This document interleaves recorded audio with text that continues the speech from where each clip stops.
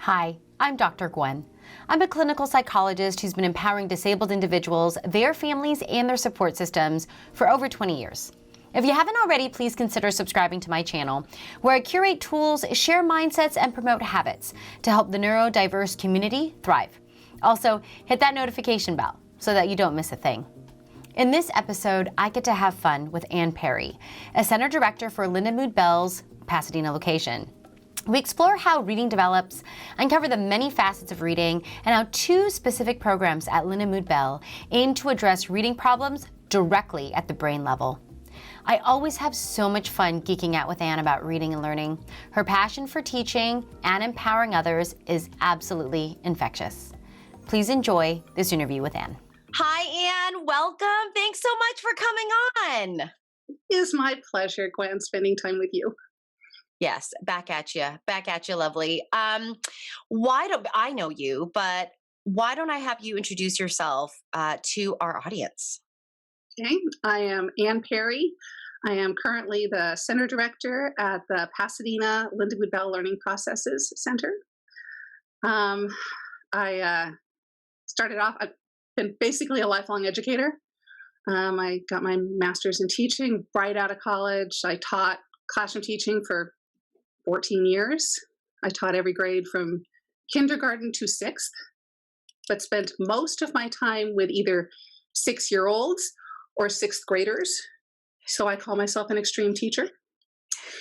And I've been at Lindamood-Bell now for 14 years.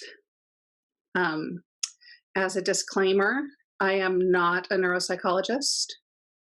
I am simply a geeky magpie for information. So I have lots of good friends like you who I collect little bits and pieces from. And I kind of think that my role in life is to take complicated ideas and try to make them simple. But as Einstein said, everything should be made as simple as possible, but not simpler. Mm-hmm. So I'm trying to keep that in mind.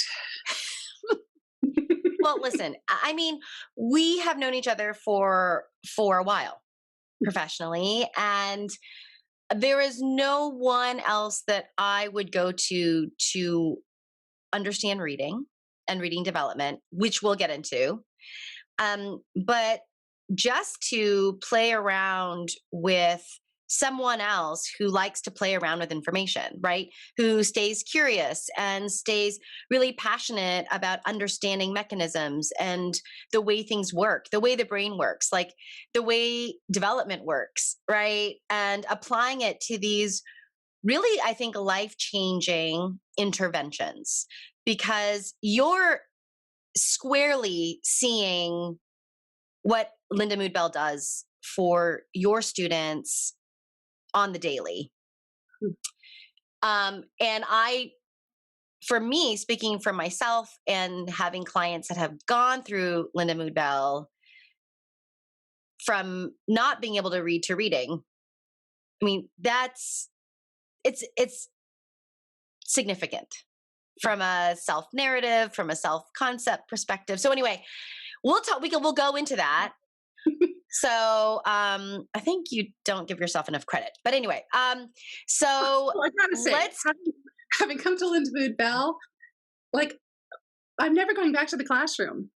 Yeah. Like, this is too good. Like, you get to see these changes in these like remarkably short periods of time, and these massive developmental shifts that happen with students. And it's just too good. I mean, it's what every teacher dreams of, is seeing that. And I get to. So I'm pretty blessed. Yeah. And I know that, we won't necessarily go into all the programs that Lindamood-Bell offers. And I'll add it, a link to the description in the description below for people to get to Lindamood-Bell and look. But I really want us to do a deep dive into reading. And one, because reading is such a passion of yours, and that you've been teaching people how to read and immersed in literature. I mean, so I figure we'll dive deep into reading. So maybe what you can do is help us understand how reading skills develop. Okay, sure. Well, they start off really early, like in utero. Like at the point, I mean, even in utero, they've done some studies, and I can't cite at this moment, but where that babies are able to determine like the differences between b and p in utero. So that sound aspect of how words work is starting before birth. And then you've got this rich period of time between, birth and age 5, which is all about language acquisition, which is a huge part of reading. Being able to, it's written language. So it is all about language. And so, you talk, everybody talks, read, talk, sing. Yes, absolutely. Because the young child's mind is taking these sounds, processing these small sounds and putting things together. And it's kind of through this, this real life exchange of language that children's brains are developing. I always think it should be like read, talk, sing, play. Because play is also this critical feature actually in reading development, because it allows that back and forth. Reading isn't just about reading the words on the page. It's about having this experience of information and perspective taking. I mean, there are all these lovely things that are actually being started in that initial, even the shared attention of, parallel play of a 2-year-old is already starting to figure out the back and forth of the story. That there are these just kind of these lovely things that are building up in young children. And then, so you have all of these, these small pieces kind of coming together, and then the kid hits kindergarten and the job completely changes. So it's like somebody took the thing and said, like, everything you're doing, do it backwards now. Because where, previously they were trying to like put putting sounds together. Now the job is to take them apart and to realize that cat is made of 3 separate sounds. Okay.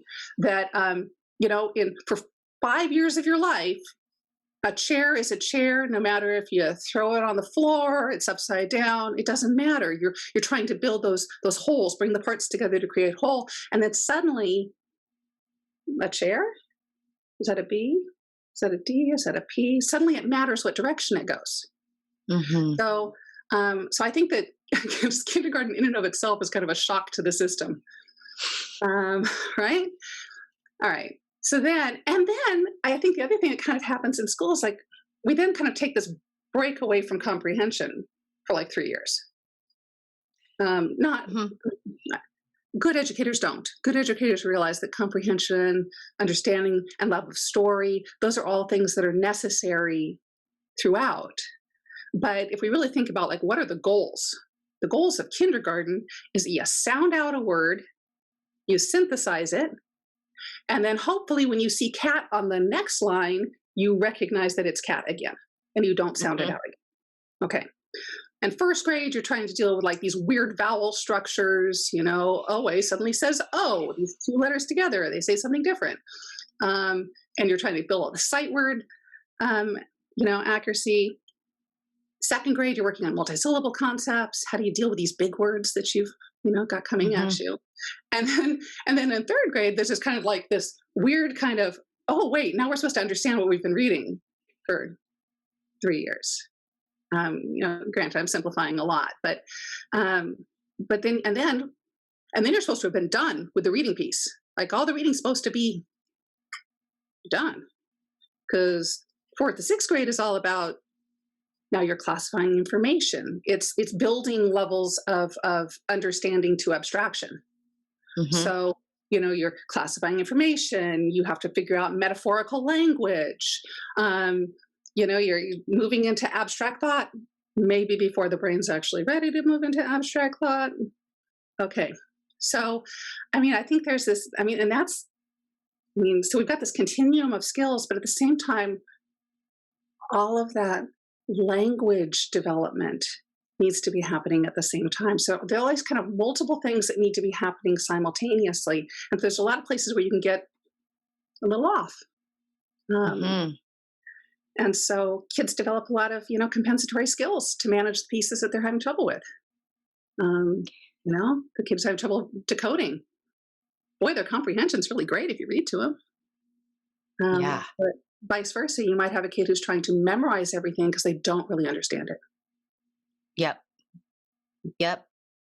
Well, and I do feel, yeah, no, totally. Well, and I do feel like reading development it can be quite individualized, the way that kids come to read. I mean, let alone, and you and I are working with kiddos and teens and adults even that are struggling in some way, and that's why they're coming to you. There is a struggle, a challenge, there's a pain point that they're wanting relieved, right? And so they're coming to you. And so to back in, I think it's really important actually to understand the developmental progression of reading, because if we understand the mechanism,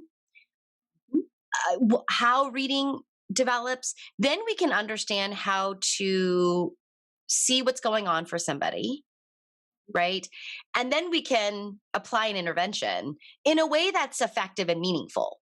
So you and I both know if there's a visual issue with and that's impacting reading, if we don't address the visual issue, all the reading interventions in the world may not be very effective for that particular individual.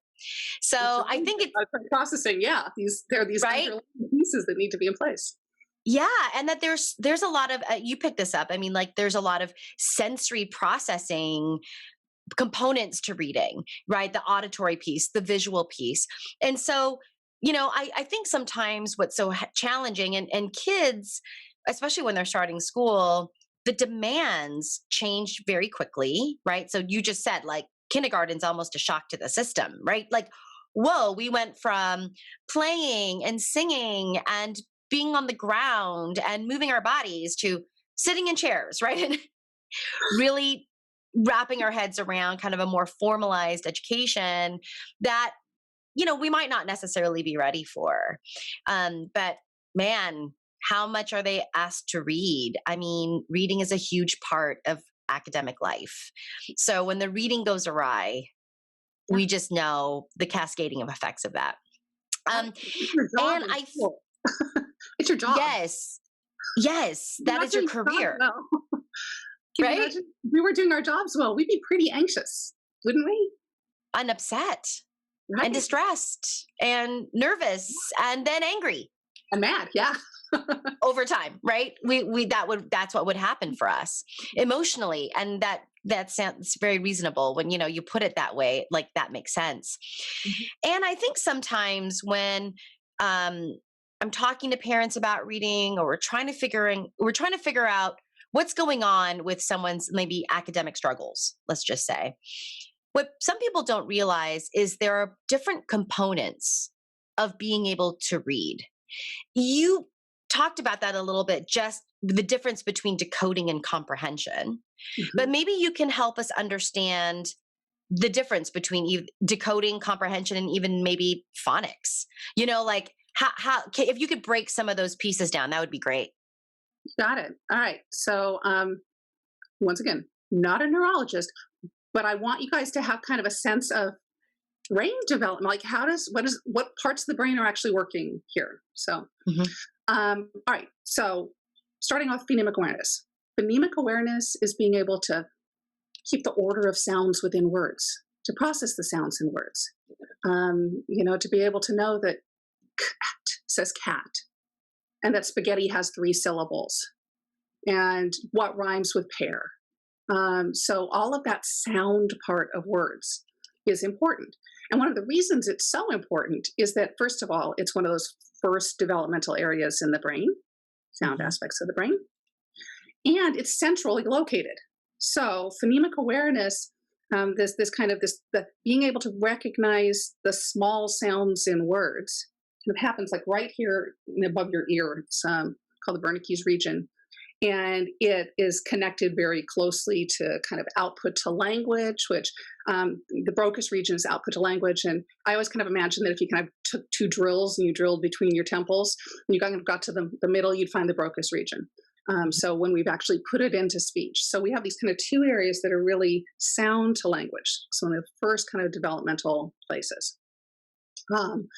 And sound is all well and good, except that language, written language, is actually on the page. So you actually need to have a visual component that goes along with that auditory skill.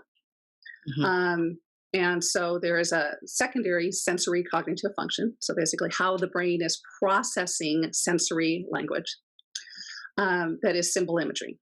Symbol imagery, also known as orthographic awareness. So your goal is that you sound out the letters. You're kind of working on that sound part, and then you take your right hand and you stick it across the back of your neck, kind of right behind your ring finger, right in the middle. There's a section of the brain that's called the word form area. It's an old part of the brain doing a new job, because reading is not something that humans were originally developed for. So reading is new. So we're using an old part of the brain to do a new thing. So for thousands and thousands of years, humans used this part of their brain to determine really the parts in relationships. And it's a survival part of the brain. So it's look down the path, see if that big round gray thing that's coming at you, is it an elephant or a rock? How do you respond to that? So you're looking for similarities and differences in that thing in the distance. Okay. Now that part of the brain is being utilized for, is that a B or a D in the distance? Okay. So we have symbol imagery happening back here in the word form area of the brain. Symbol imagery is your ability to hold a pattern of letters in your mind, okay, or numbers, anything that's symbol related, math formula, remembering somebody's name and how it's spelled, okay, having that picture in your mind. And people who do it well, I mean, you watch the kids in the National Spelling Bee. What are they, right? When they have the National Spelling Bee again. Right. Okay, so, and you watch the kids who are the winners. Okay, you may have some kids who write on their hand to see if it looks right. The winners, their eyes go up, and it's like they're reading it off the screen in front of their face. In fact, I heard an interview several years ago with a National Spelling Bee winner, and they asked her what her trick was. And she's like, well, I study a lot, but it's not really a trick. I can just see the letters. Yeah, so that's somebody really aware of their symbol imagery. Okay. So being able to see the letters here. So you see the letters on the page, symbol imagery. You find the sound that's in that word, and then you find the word. So we've got these kind of left-hand side of the brain, kind of hook shape, no pathways. And what's kind of interesting is that like early readers are kind of developing one set of pathways. And then as you become more fluent in your reading, you build a subset from the back to that between symbol imagery and phonemic awareness, which allows you to be faster, accurate. There is no way to be fast and accurate if you're sounding everything out. Yeah, I mean, as an adult, when was the last time you sounded anything out? Yeah. Come on, the word on a pill bottle, that's about as much as you'd ever sound out.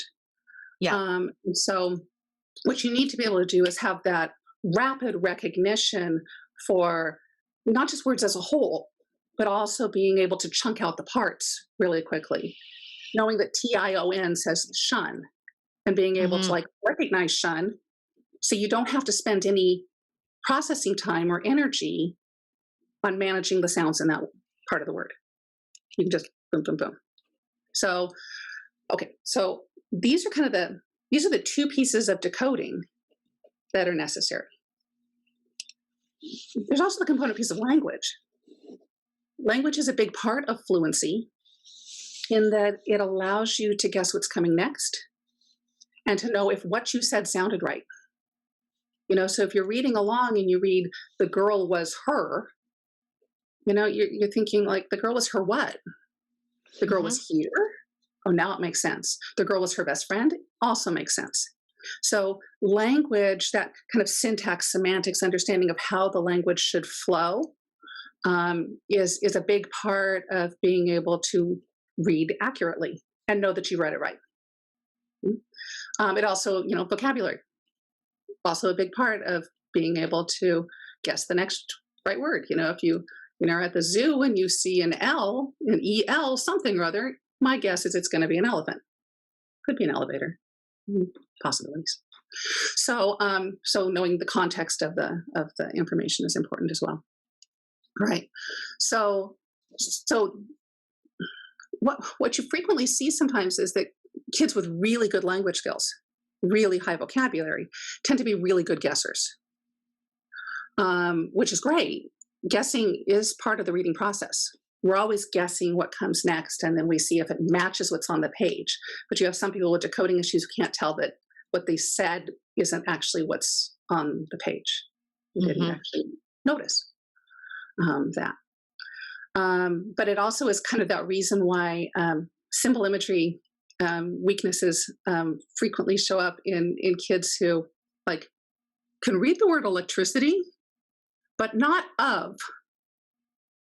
Okay, because electricity, you can predict lots of parts to it. You can check it against language and meaning. Of doesn't have that much information to it. There's not that much symbol information there. So it's really easy. And it doesn't sound like it looks. So there's that hot mess of English in action. English is a mess, but it's a lovely mess. It's our friend. Alrighty. So we have a decoder now, but it doesn't make, what's the purpose of reading if you don't understand what you've read? So comprehension is supported by concept imagery. Concept imagery is one's ability to create an imaged gestalt, that big picture for what you're reading. Basically a movie in your mind. You need to be able to create this little movie in your mind. What's happening in that process is that, when we're talking about decoding is made up of lots of little short connections, but comprehension is big. Comprehension, you need to connect the front of the brain where all this language processing is happening to the very back of the brain where visual spatial processing is happening. So if you're truly picturing language, then you're able to understand it. Okay? You can also use that picture in your mind in order to plan, be able to, kind of create ideas, but you need to be able to talk about it to be able to share your ideas with other people. So it goes so far beyond, concept imagery goes so far beyond reading comprehension, and into, social skills, understanding humor.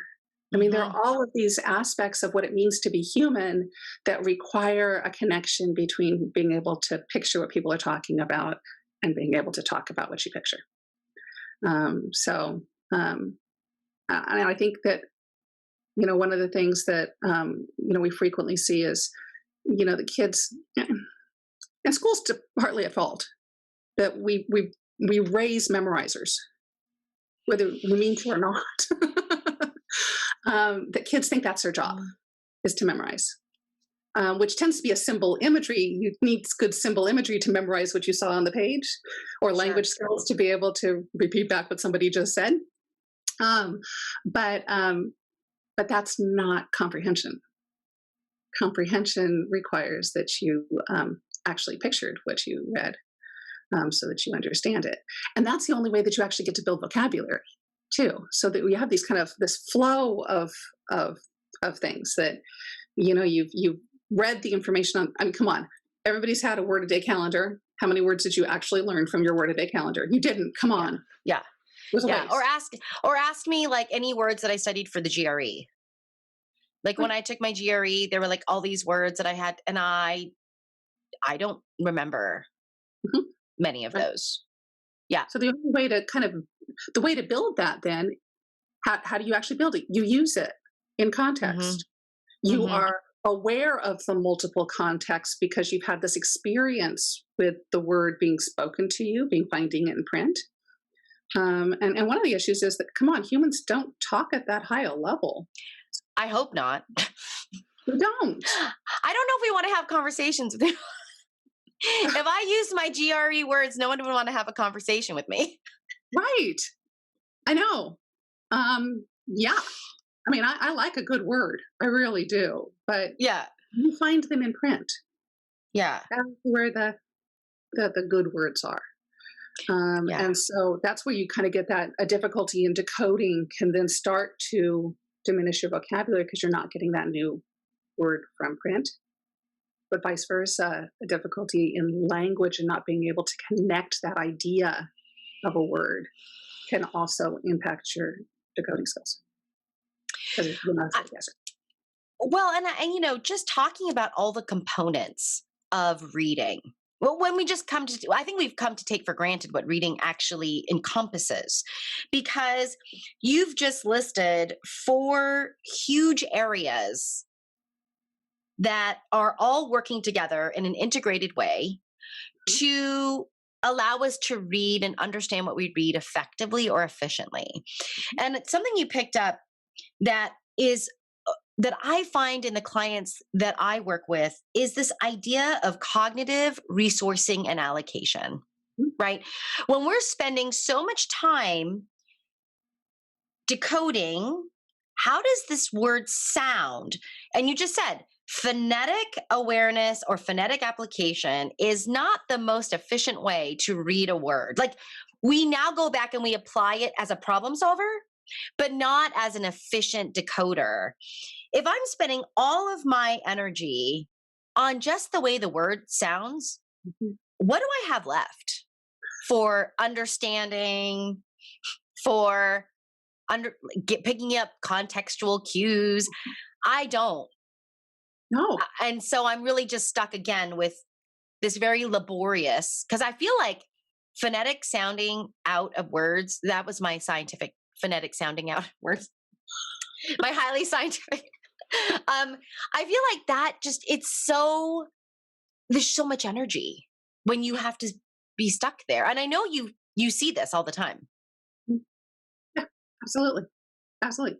And vice versa. I think you get the kid who, the kid who has dyslexia, who's bright and has great comprehension and all of that. And it's kind of like their brain is doing these kind of long connections at a mile a minute. And now you've put some kind of wrench in the cogs on, on these short connections. And so they're jumping ahead. They're guessing what's coming next. What's on the page is just falling by the wayside. Right. Right. Yeah. I mean, I think you and I in the past have shared a client that was this, and they would make up their own stories. By the end, like they were supposed to read like a story, and like, oh, they've just made up their own. It started off okay, and then it just developed because they were just they were doing all this prediction from a compensatory standpoint, and I think that it's understanding this is really helpful, because then we can avoid the moral diagnoses that we apply to individuals when we say, it doesn't really make sense to me that you are so bright and you understand all these things, but you can't you can't read this word. That's just being lazy and unmotivated. Right. Intelligence and reading are completely different things. They really are. They're completely different things. Let's unpack that a little bit. Like, let's talk about that a little bit. What do you mean by that? Okay. Well, I mean, I'm often thinking about, the child who does have really amazing language skills, really great comprehension. They're making lovely long connections between things all the time. But these little tiny bits and pieces, their brain may not be wired that way for the short neural pathway connections. Okay? And so, I mean, the beautiful thing is you can build them. So you can have somebody who's very bright, and then you can give them the underlying skills necessary to be able to read the words on the page. But I just think that, I mean, and the other thing is, like, we get the other side of the coin. Somebody on the autism spectrum, who is may be able to visualize incredibly well. I mean, the kid who tells you, you're taking a wrong turn on a place that you've only gone once. Okay. That's some incredible visual mapping that's happening right there. Oh yeah. Okay. You get like incredible emotional intelligence, but it's not connected to language. So they can't prove their intelligence. Hmm. I mean, there's so much that we expect of saying it, and they may be able to read perfectly fine. Decoding Hmm. is made with short connections. That's often something that people on the autism spectrum are really good at. Short Hmm. connections are their thing. Um, Hmm. okay. Yeah. Oh yeah. Which always makes me think like, something on the autism spectrum, like, why can't they read? This always just stuns me. Like, why can't they read? Because Hmm. that's all made of short connections. That's something that can actually be taught. Yeah. Okay. Yeah. Yes. No, I know we could go Soapboxes. on and on. Well, and I think language, just like writing, those are outputs. And we tend to judge people on outputs. I mean, I think especially academically, we're depending on outputs to make judgments about how much you know Mhm. or have learned, and that in our neurodiverse community, sometimes the brain, I call it like it's almost like an allergy. Like Mhm. I'm allergic to thinking in that way. Like I don't do well that way. But the minute we figure out, oh, if I understand all the mechanisms of reading, where is it breaking down? Because that's where I'm going to do some reorganization. Like that's where we can reorganize. And I think that's what Lindamood-Bell, like I see Lindamood-Bell's programs to be really a reorg. It's like, let's get these things connected again, or connected in the first place. Let me help you so that everything can work together in a more efficient way, Right. so that the reading is pleasurable. Right. Because I think so many times people who struggle with reading, it's horrible. Or as my daughter puts it when it's really bad, horrendous, which really is tremendously horrible. So, we really, but it really is because it's so much work with not really a lot of feedback, reinforcement, or pleasure.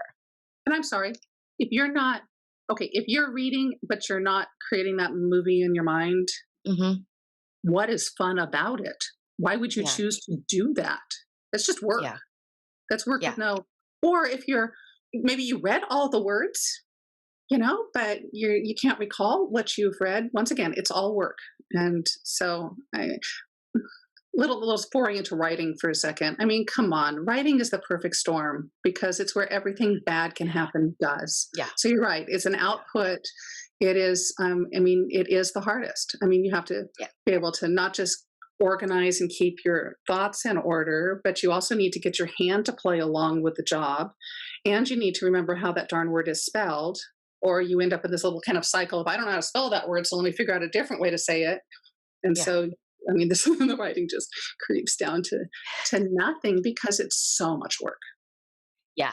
And that if you have any executive functioning problems at all, you and I both know the tremendous amount of organization and planning writing takes as well.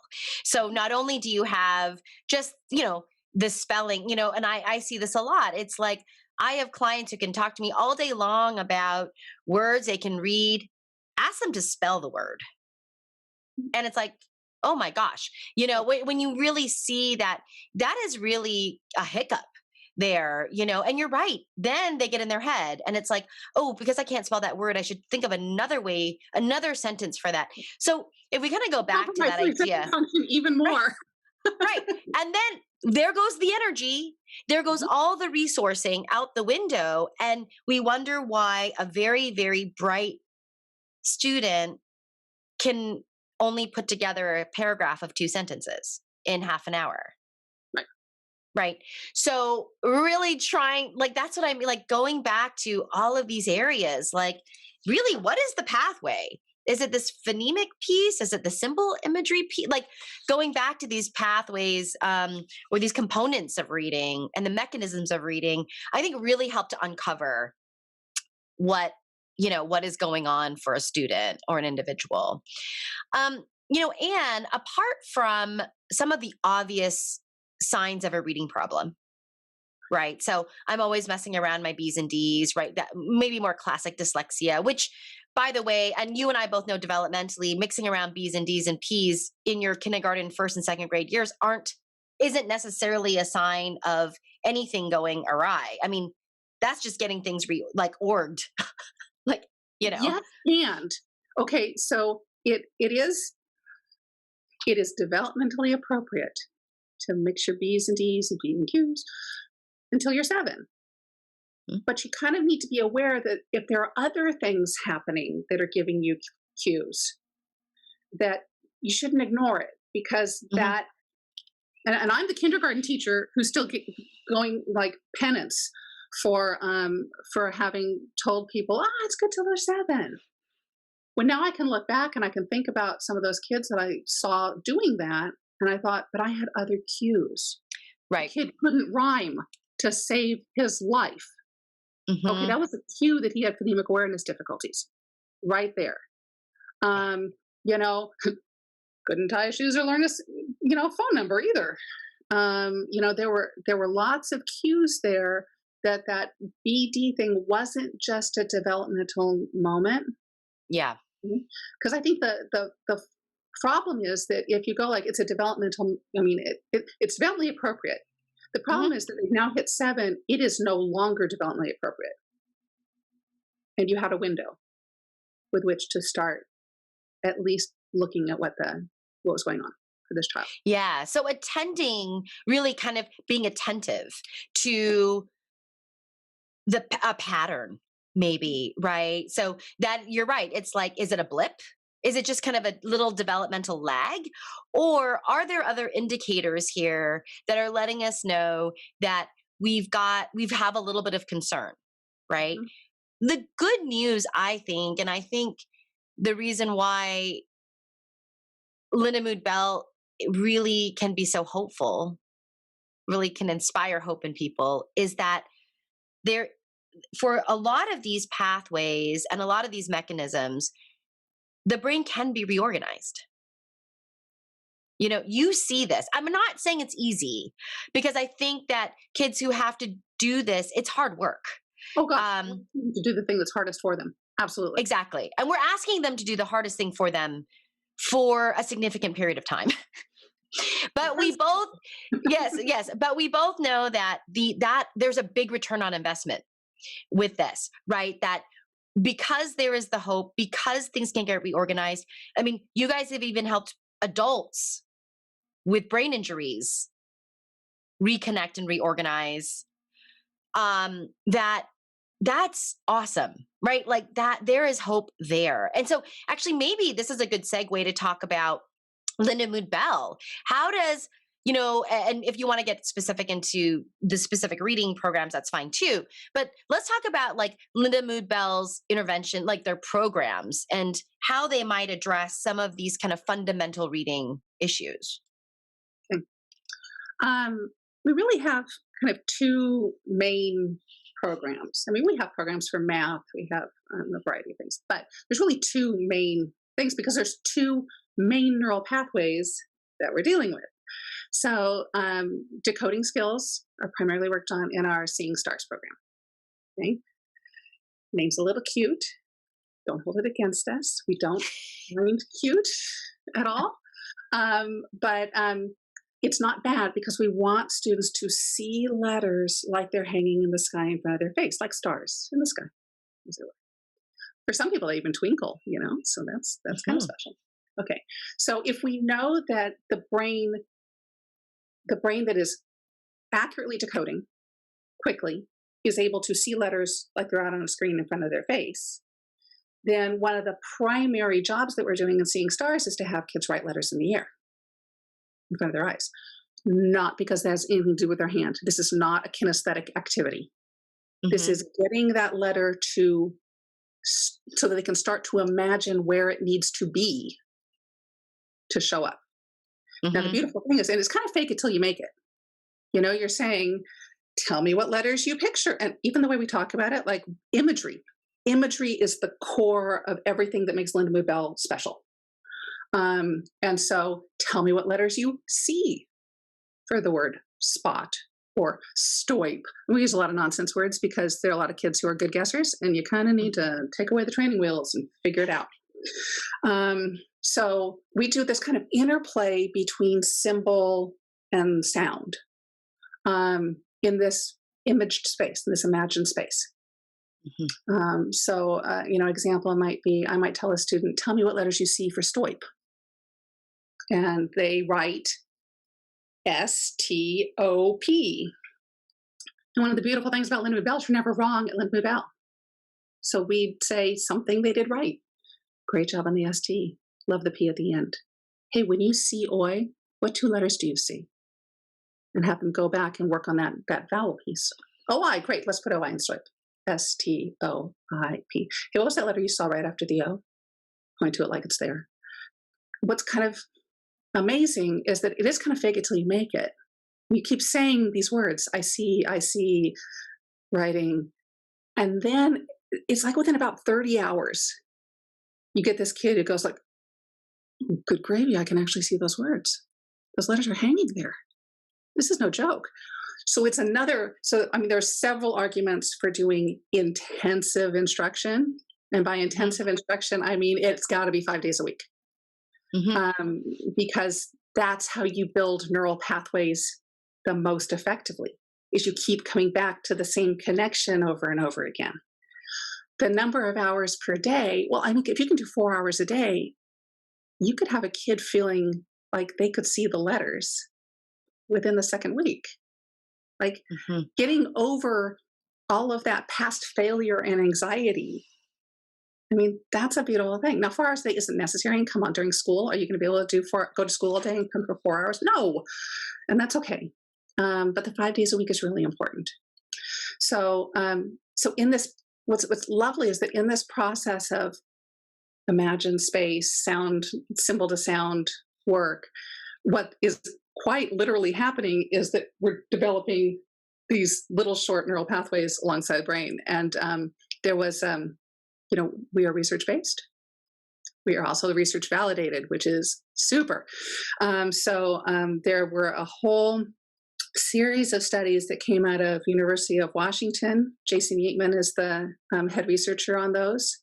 He has since gone to Stanford, so the next set of studies will be coming out of Stanford. But looking at our Seeing Stars program with kids who have dyslexia, have been diagnosed with dyslexia. So basically take the most challenged group of decoders. And some of the pieces that have come out of that are that, yeah, we've got brain imaging where we can actually see that, the brain has grown in the areas that need to grow, but also that the connectivity has increased between those areas. And then they did a whole second set of studies that looked at time of treatment time. So being able to say like the first 50 hours, 60 hours is really about building the structure. You're not going to see shifts in reading level, particularly in that time, because you're building the structure. Because you're right, you can't, if you don't have the automaticity, the reading level isn't going to shift. And then once you kind of build the underlying structure, then the reading level starts to climb.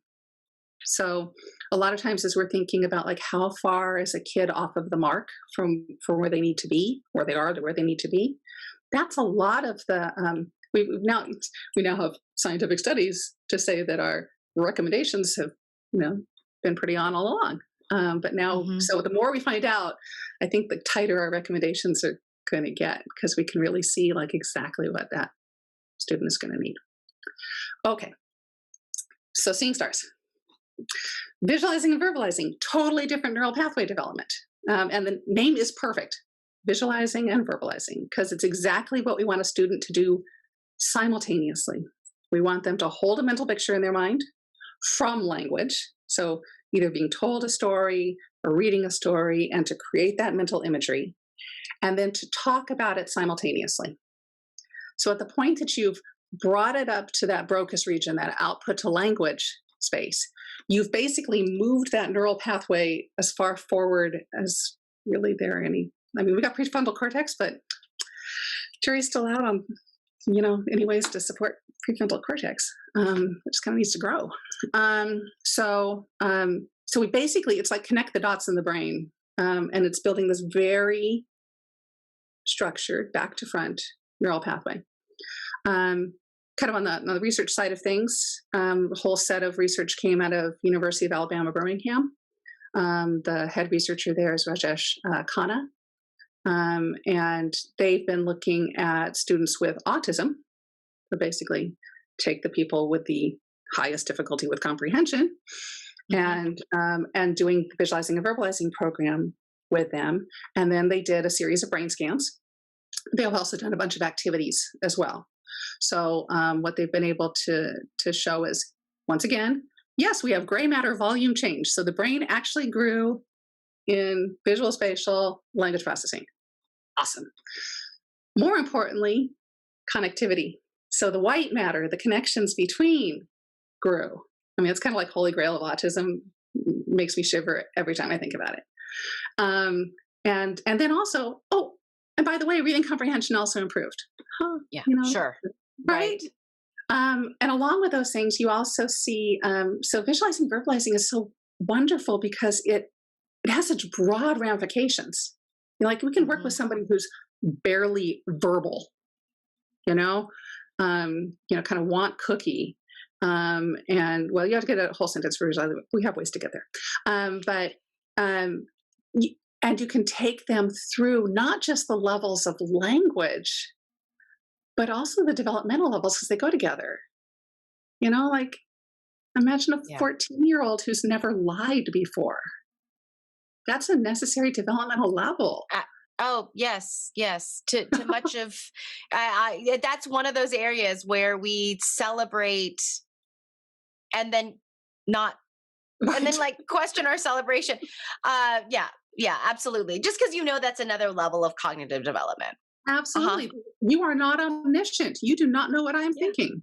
What a concept. Yeah. So being able to kind of go from that place and build this lovely long neural pathway helps that progression, but it also, we could work with somebody who's working on their master degree and realizing that they're missing things, or they don't get the big picture, or they've gone to school and memorized things all their life, but actually didn't actually put it into long-term memory storage because they weren't really picturing. I mean, the visual spatial part of the brain is where we actually hold long-term memory. We don't hold long-term memory in language. So that's not how the brain is designed. You kind of have to, if you pictured it, not only do you understand it, but you can remember it. Yeah. There's a help with the retrieval on this, right? Which is and we could get into like that encoding retrieval system, because that's also a piece of this. But the two main, and I love how this makes sense. It's like there are two main pathways that we address, because those are the two main pathways for reading. You need them both. You need them both. And I know that you guys do both. For many students, you do a really nice assessment about evaluating all these areas. And then you really start to tweak that intervention plan is what I should say. Right. Yeah. And go ahead. I was just thinking about executive function, because we were talking about it earlier. That I think one of the pieces, we actually work with a lot of students in our visualizing and verbalizing program who are good comprehenders. They can read and comprehend. They like fantasy stories. They can picture things that don't exist. That's awesome. But still have difficulty with executive function. And executive function can be really supported by becoming aware of the fact that when you are processing language, you're picturing. When the teacher is talking to you, you should be making a picture of what they're talking about in your mind. If you are not doing that, you are not paying attention to their words. And so being able to be a little more kind of in the moment of recognizing when you're paying attention, when you're not. But also, if you think about kind of like planning and production, being able to actually take a job and get it done. Well, kind of at its purest, you have to be able to picture out what that job is going to entail and see the steps that are going to need to get there. At the same time, we also talk to ourselves all day long. Like, we talk to ourselves all through the process until we get it done. We have little conversations in our head all day. So a lot of times, executive function, yeah, you can have ADHD and you'll definitely have executive function problems. But you can also have language delay, and that if that expressive language wasn't really happening, you can also be looking for executive function problems later on. So it's really kind of interesting. We tend to do these kind of like little blasts of visualizing and verbalizing for these kind of high-level kids with executive function issues. And it's really special. It's really fun to watch that shift occur in kind of really short period of time. I think what's so great is that there's an empowerment through skills. And, I'm a big believer in that. That's actually the only way we become confident is through skill building. And that, there's a reason why there's an intensity to Lindamood-Bell's programs. And if we just kind of step back and we think about the way skills are built through repetition. And so the more repetition we have, the stronger those areas and connections become. And that the brain is really efficient, right? It defaults to what has worked it defaults to what it's the habit or what it's been used to, not saying it's efficient. But so we do have to support individuals to build new connections until those connections are stronger. Until they're habitual. Right. Yeah. And the brain is always going to default to what's familiar because it's always looking to be efficient. So I think that's what's so challenging sometimes about intervention and kind of brain training, right? Is that we're asking individuals to do what's really hard for them and to stay really focused on a goal that's far away, which now we call grittiness, right? Like Angela Duckworth is really, talked about what does it mean to be gritty? And that's what that is. There's a long-term goal that I can't achieve right away, but it's going to take this perseverance and work to get to it. I really feel like that's really necessary. Like when we think about who is a really good candidate for Lindamood-Bell and who might not be a candidate yet, I'll say yet, maybe we can talk about that because there is a commitment of time and money for the interventions at Lindamood-Bell. So maybe we can talk, I don't know if you'd feel comfortable, Anne, talking about who's a good candidate for Lindamood-Bell and who might not be ready yet. It's really individual. However, I mean, if you are tantruming on the floor, not a good time. Okay. You mean not a lot of learnings happening in a tantrum? Okay. A lot of learnings happening. Not that you can't tantrum on the floor, that every once in a while. Come on. Yeah, sure. I mean, I want to sometimes.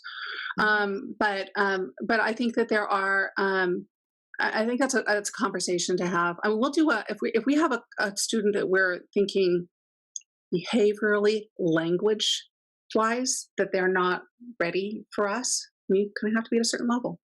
Then we'll do a free screening, try some things out, see how it goes.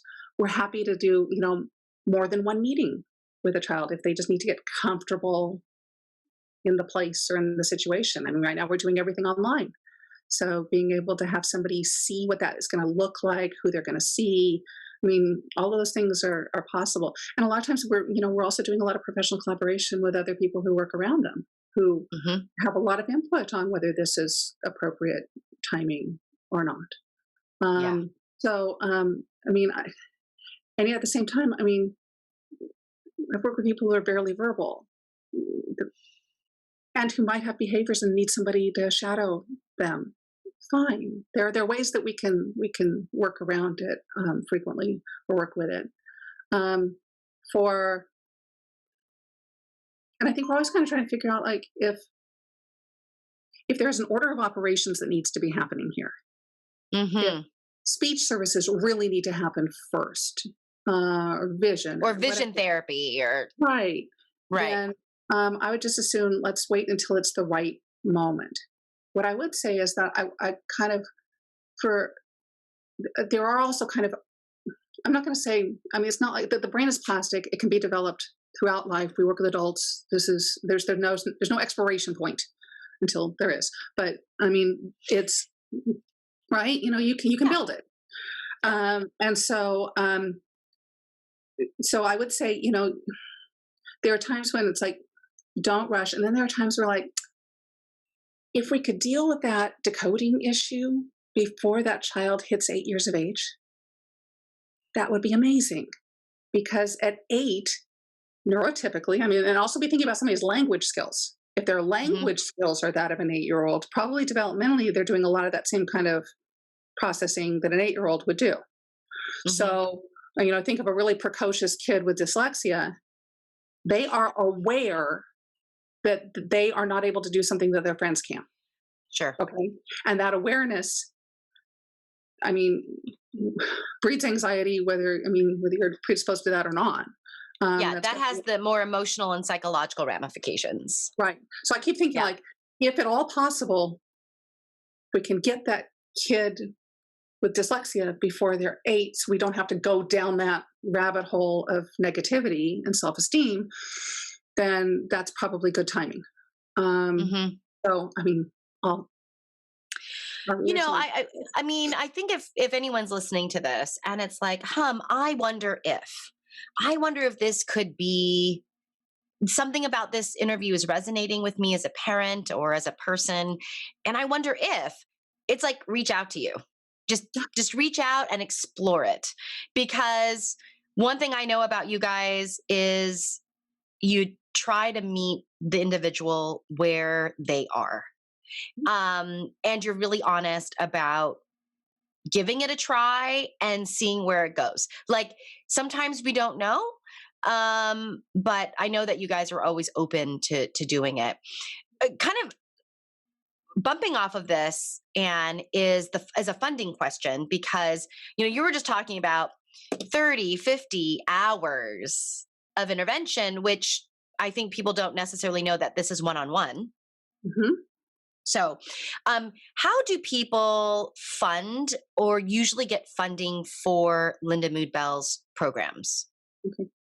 Well, I mean, the majority of our families do come privately. We do have ways of spreading out payments over time to make that easier.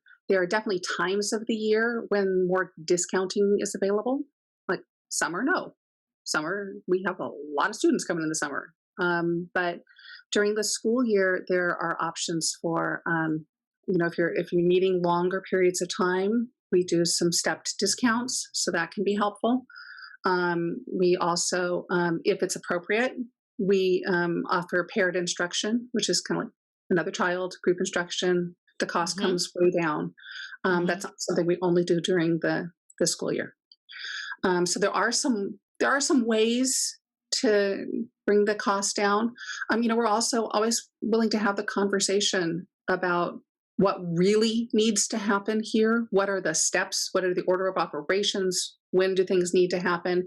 Is this something that needs to happen now, immediately? Is this something that needs to happen later or should happen later? And so we can be talking about that too.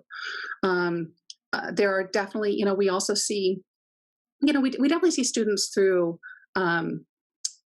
by partnering with school districts and schools where, they're getting paid through other sources. It's, not the majority of our students, but we definitely have kids who get settlements and that sort of thing. And we see them that way. And I can't speak a whole lot to that process, but we're neutral. Yeah. Yeah. You're there to provide the intervention when it's appropriate. Right. And I would also say that there are, we also offer, we have workshops for teachers and parents. We do a lot of school partnerships where we're doing, we call it a learning center on campus, which no longer makes sense in the time of COVID. But this idea of small group instruction with, lots of small groups in a school or district. Yeah. Beautiful way of kind of bringing the cost down, serving a large group of students. And that has really, we're seeing far more school services projects recently. Great. So that's been really nice to see. I think that's it's a good way to serve lots of folks. That's great. That's great. So lots of different pathways. Bottom line is to reach out to you if someone is questioning this at all, and trying to see what all the options are, really. All right, Anne. Oh yeah. And do the evaluation. Yeah. Because the evaluation is awesome, and it's Yeah. like one of the best gifts we give because it's not expensive. It is, and once you've come in once, all future evaluations are free. So like you could do a checkup every year for free and have this lovely standardized score academic evaluation that you can now look and compare over time what's happening with your child. I've had kids who came to us, when they were second or third grade, and they've been doing great. We haven't seen them for a while, and parent calls in high school and going like, we're looking at colleges. Can we do an evaluation to kind of see what levels my kid is working at to see if this is a reasonable college choice? Awesome. Beautiful. You've come to us before. We'll see you again. It's amazing. I had no idea. Okay. I did not know that little trick and hack. Yeah. Okay. That's well, hack. And come on. And you're not, right now we've got a special where you can roll your cost of your evaluation into your instructions. So if you come for instructions, basically free. That's lovely. But you don't actually need to come for instruction to still get that benefit of those yearly of the assessment. And that assessment is nice because it's a third party, impartial, standardized measure. So that's really nice. We'll do all of the phonemic awareness and concept imagery and symbol imagery. And have this really, so then we do this nice long consult where we talk through your child or family member or yourself. I have a lot of adults who come because they've realized that they need some support with something. Yeah, that's amazing. Okay, and I always end all my interviews this way, so I'm not gonna switch course now. Which is right. If you could only choose one skill to empower an individual with, what would it be and why? Okay. Well, I feel like I really should say reading comprehension. Mostly because, I should, because that brings me so much joy in my life. There's Mary Schmidt quote that's reading is a discount ticket to everywhere. How do you, being able to take perspectives and have empathy comes from living those characters' lives. And so it's not just about, learning and acquiring information. It really is about being able to put yourself in someone else's shoes. So, deep at my heart, the reason I do this is because I am a geeky reader and I want to share that with me. But no, that's not the primary thing. Okay. The primary thing has to be language comprehension. Because it's in being able to express your ideas to other people, to be able to take a plan, share it with others, share your feelings, execute your desires. That's it. That's being part of the community. And I want that at its basis. I want that for everybody. Yeah. Yes. And I will say another one that comes up a lot is advocacy. And I feel like this language comprehension is so connected to advocacy. This ability to know who you are, what you need and want, who you're talking to, and then how to advocate for that. It's kind of this, it's along these same lines. So that's lovely. All right. And if someone's listening to this interview, what is the best way for them to reach out to you? They should go to our website, www.lindamood-bell.com, find your closest center, or I mean, you can get a 1-800 number there. You can call that, and that'll broach you to the nearest center. But if you look on the website, find your nearest center, give them a call. You're welcome to call me. 626-396-0865 is the Pasadena office. But really we have this wonderful collection of center directors around the world who are happy to talk with you about your family and child. Thank you. Thanks, Anne. Thank you for spending time with me today. It is my pleasure. It's always fun to spend time with you, Gwen. Thanks. Hey, thanks for watching. If you're interested in finding out more about Lindamood-Bell, their information is in the description below. I've also provided a link to my website where I provide additional insights and impressions of this interview. If you got any value from this interview, please hit that like button and subscribe to this channel. Doing so helps to get this information to others just like you. If there's a topic or a program that you want to know more about, share it in the comments below. See you in the next video, and thanks for watching.